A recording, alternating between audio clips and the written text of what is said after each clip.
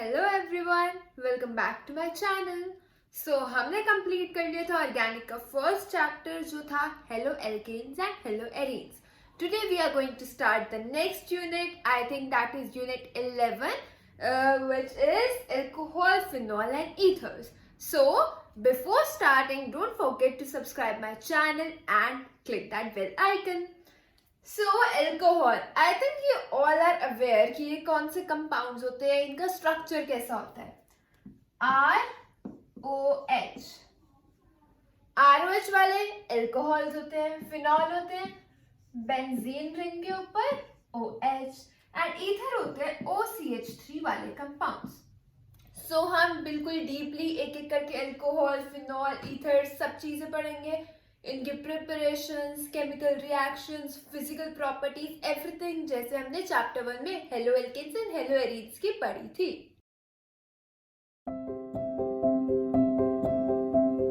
So we will start this chapter from classifications. Classifications में सबसे पहले बात करेंगे हम एल्कोहल्स की।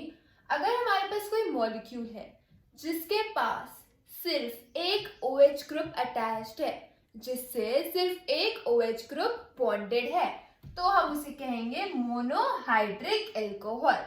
कोई अगर मॉलिक्यूल है जिससे दो OH ग्रुप अटैच्ड है, वो होगा डाइहाइड्रिक एल्कोहल। फिर 3 OH ग्रुप अटैच्ड है तो ट्राइहाइड्रिक एल्कोहल, या फिर 4 से ज्यादा OH ग्रुप अटैच्ड है तो पॉलीहाइड्रिक एल्कोहल। इसके बाद आते हैं हमारे primary, secondary and tertiary alcohols. अब हमारा कार्बन है वो सिर्फ एक और किसी ग्रुप से अटैच्ड है और 2 हाइड्रोजन है और उसके साथ OH ग्रुप अटैच्ड है। Can you see this is 1 degree carbon, क्योंकि सिर्फ एक किसी और ग्रुप से जुड़े, चाहे आप यहाँ पे CH3 ही लगा दो। फिर हमारा दूसरा है सेकेंडरी डिग्री एल्कोहल। इसमें कार्बन हमारा 2 और ग्रुप से जुड़ा है, इसलिए हम इसे सेकेंडरी कह रहे हैं और इसलिए सेकेंडरी एल्कोहल कहा जा रहा है इसको। और ये है हमारा कार्बन जो 3 और ग्रुप से जुड़ा है, इसलिए ये टर्शियरी या हम इसे 3 डिग्री एल्कोहल भी कहते हैं। इसके अलावा हमारे पास जो क्लासिफिकेशन होती है वो होती है एलाइलिक एल्कोहल और होती है बेंजाइलिक एल्कोहल। अब हमने फर्स्ट चैप्टर जो किया था उसमें भी हम एलाइलिक और बेंजाइलिक वर्ड सुन के आए थे। एलाइलिक क्या होते थे, जस्ट रिकॉल। एलाइलिक होते थे हमारे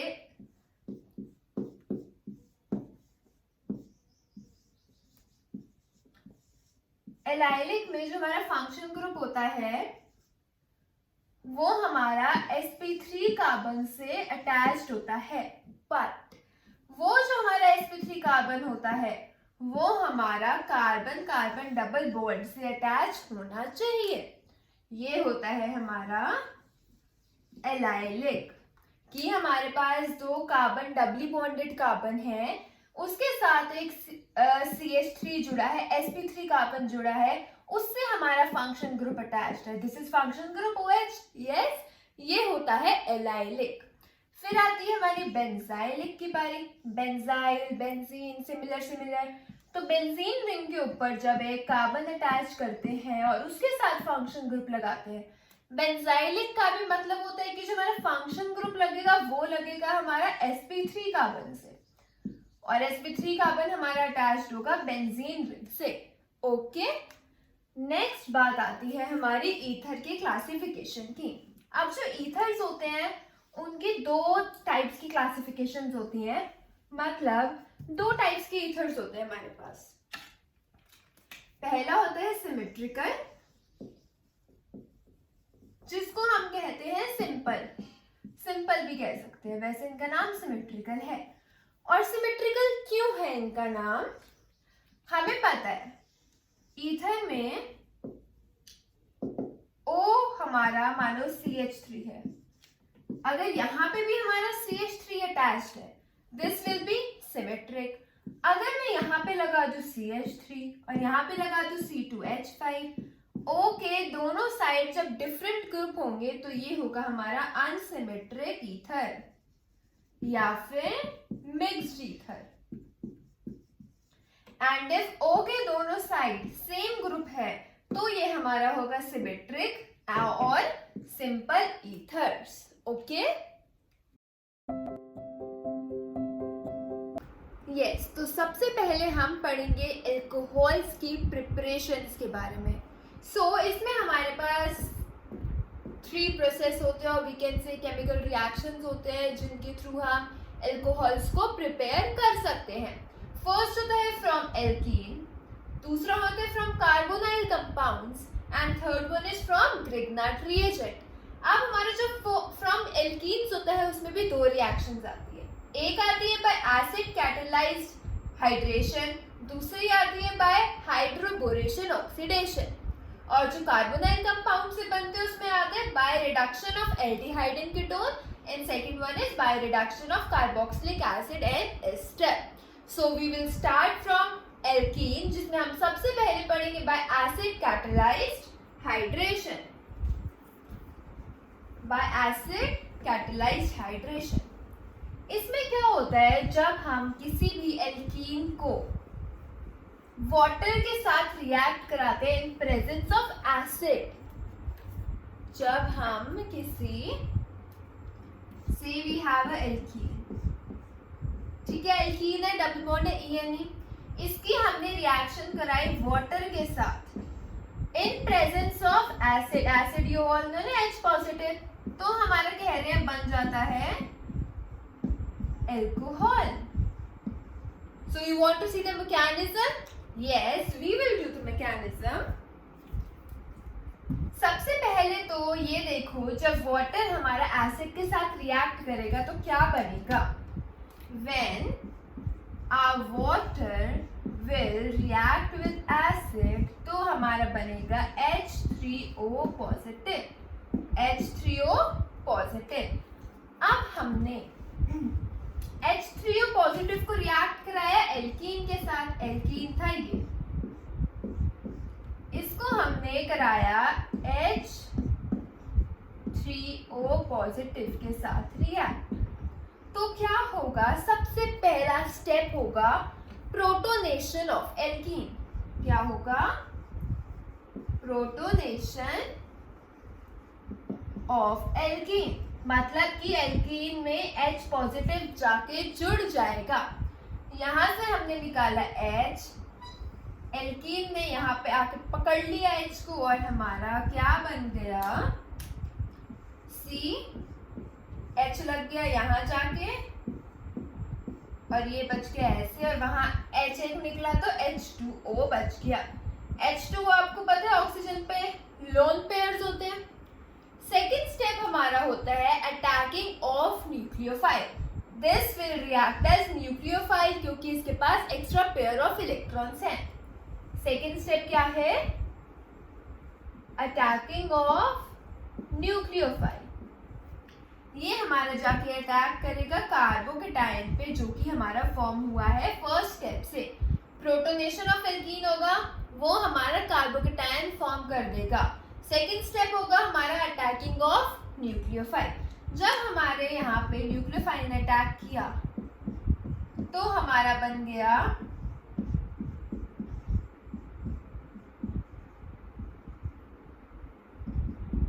आई थिंक विजिबल है थोड़ा बहुत, मैं ऊपर बना देती हूँ। चलो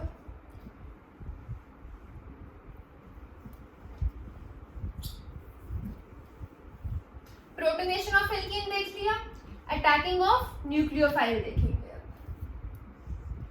क्या बन चुका था हमारा कार्बोकेटायन, हमने इसमें अटैक कराया न्यूक्लियोफाइल, तो हमारा क्या बनेगा, ये तो सेम रहा, कार्बन पे आके जो कार्बोकेटायन था हमारा H2O जुड़ गया। ओके, समझ आया ये वाला स्टेप। ये स्टेप था हमारा attacking of nucleophile. Last step होगा हमारा डीप्रोटोनेशन ऑफ एल्कीन। एल्कीन का डीप्रोटोनेशन कर दो, मतलब कि इसमें से H पॉजिटिव निकाल लो। H पॉजिटिव निकाल लो इसमें से, तो हमारा लास्ट प्रोडक्ट बचेगा, यहाँ पे H लगा था, यहाँ पे OH लग गया, बन गया हमारा एल्कोहल। यस, चलो ये तो हमने 2 कार्बन की बात की थी। इफ हमारे पास आ जाए अनसिमेट्रिकल एल्कीन, मतलब कि डबल बॉन्ड की एक साइड ज्यादा कार्बन है, एक साइड कम कार्बन है।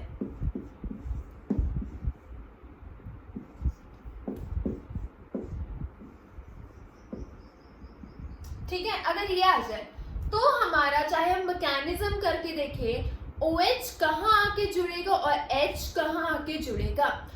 हमने जो हेलोएल्केन्स एंड हेलोएरीन्स पढ़ा था उसमें we have studied Markovnikov's rule, जिसमें हमने पढ़ा था कि H हमारा वहीं जाके अटैच होगा जहाँ पे ऑलरेडी H ज्यादा होंगे।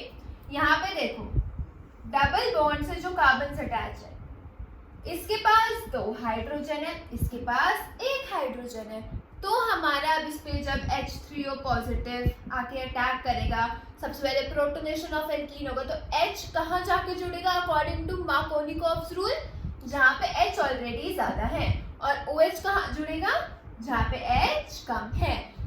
विदाउट मैकेनिज्म अगर आपको सीधा आंसर निकालना है तो आप प्रिपरेशन ऑफ एल्कोहल में फ्रॉम एल्कीन से जब आपके पास आए, आपको प्रोटोनेशन करके एल्कीन पे एक एल्कोहल बनाना है, तो you will just apply Markovnikov's rule, जिसमें है H वहीं जाके लगेगा जहाँ पे ऑलरेडी H ज्यादा है, और OH वहां जाके लगेगा जहाँ ऑलरेडी H कम है।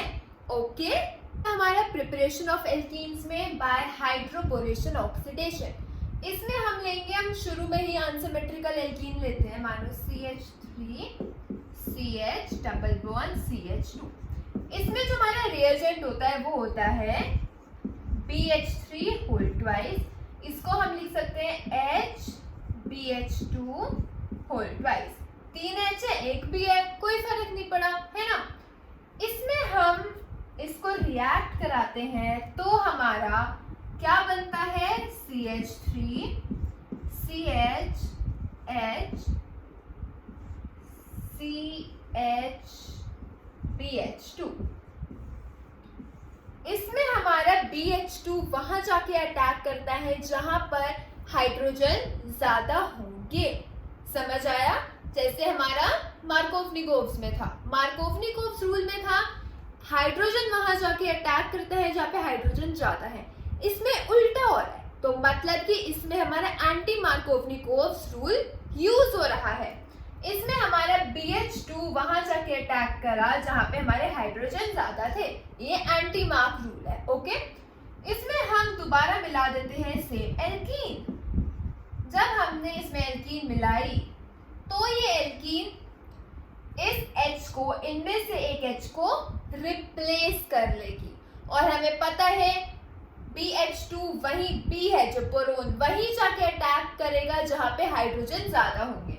तो इस एल्कीन में हाइड्रोजन सेम एल्कीन है, ये कहाँ ज्यादा है, यहाँ पे, तो BH2 यही अटैक करेगा, मतलब कि CH3 CH CH, यहाँ पे CH2 था, यहाँ पे BH, और अब B ने जाके अटैक किया है कहाँ पे, CH CH2 CH3। Can you see, ये और ये सेम एल्कीन है, तो हम क्या लिख सकते हैं इसको, we can write in short कि CH3 CH2 CH का होल ट्वाइस और यहाँ पे BH है ना। अब हम इसको दोबारा एक सेम एल्कीन से रिएक्ट कराएंगे, फिर हमारा क्या होगा, इसकी जगह ये H को रिप्लेस कर लेगी एल्कीन, और हमारा बन जाएगा CH3 CH2 CH whole thrice B। अब जो इसमें होता है कि हम इसका रिएक्शन कराते हैं B को हटाने के लिए और OH को लाने के लिए, क्योंकि हम प्रिपेयर करना चाहते हैं alcohol. We will add peroxide H2O2 in presence of any base and water। तो हमारा बन जाएगा CH3 CH2 CH2OH plus BOH3। बन गया हमारे यहाँ पे alcohol CH3 CH2 CH2OH, and हम कर रहे थे प्रिपरेशन ऑफ एल्कोहल। सो इसमें बस ये याद रखना, जो हमने पहले वाला पढ़ा हाइड्रोजन कैटलाइज फर्स्ट वाला, उसमें हमारा मार्कोवनिकोव्स रूल यूज हो रहा है, मार्क रूल, और सेकंड वाले में हाइड्रोपोरेशन ऑक्सीडेशन में हमारा एंटी मार्क रूल यूज हो रहा है। इसमें इसलिए एंटी मार्क यूज हो रहा है, इसलिए इसमें जो BH2 है है जहाँ पे हाइड्रोजन ज्यादा है और H वहाँ अटैक कर रहा है जहाँ पे हमारे हाइड्रोजन कम है। और पहले वाले केस में जो हमने पढ़ा था कैटलाइज्ड वाला, एल्कीन वाला ही, उसमें हमने देखा था H जहाँ पे ज्यादा है वहीं पे H ने जाके अटैक किया, इसलिए वो मार्क था, ये एंटी मार्क है। Okay, I think this is clear.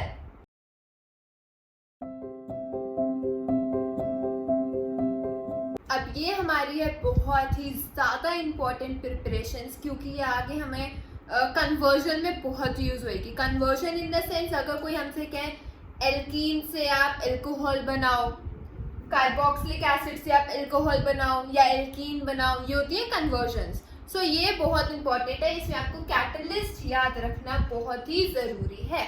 सो इसमें हम पढ़ेंगे from carbonyl compounds. Carbonyl compounds मतलब ऐसे कंपाउंड्स जिसमें C और O के बीच में बॉन्ड हो। पहला उसमें आता है हमारा एल्डिहाइड। यू नो एल्डिहाइड है ये स्ट्रक्चर और यू कैन सी इसमें अगर हम H2 hydrogen in the presence of any metallic compound जैसे PD, PT, तो हम यूजुअली PT या PD का यूज करते हैं। अगर हम एल्डिहाइड में H2PD डालते हैं तो वो रेड्यूस होके हमारा एल्कोहल बना देता है। मतलब कि रेड्यूस इन द सेंस, मैंने भी ये चीज जैसे याद की है, जब भी कार्बन के ऊपर डबल बॉन्ड से ऑक्सीजन लगा होता है, हमें मान के चलना होता है, अगर मानो कार्बन के ऊपर डबल बॉन्ड से ऑक्सीजन है तो मतलब उसके ऊपर 2 ऑक्सीजन लगे हैं।